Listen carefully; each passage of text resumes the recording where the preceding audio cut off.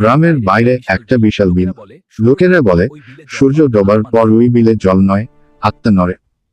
রাতের বেলা দুই বন্ধু রাশেদ আর ইমরান ভুল করে সেই বিলের কাছের রাস্তায় ঢুকে পড়ে। হঠাৎ চারপাশে কুয়াশা নামে, পেছনের রাস্তা মিলিয়ে যায়, বিলের পানিতে ভেসে ওঠে হাজারো হাত। সব হাত একসাথে ডাকতে থাকে, এখানে আয়। ইমরানের পা পানিতে ছুতেই একটা ঠান্ডা হাত তাকে টেনে নেয়। রাশেদ চিৎকার করে বাঁশের লাঠি দিয়ে পানিতে আঘাত করতে থাকে।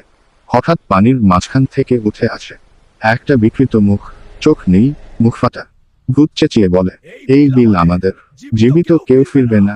রাশেদ পকেট থেকে লোহার ছুরি বের করে, নিজের হাত কেটে রক্ত ছিটায় পানিতে।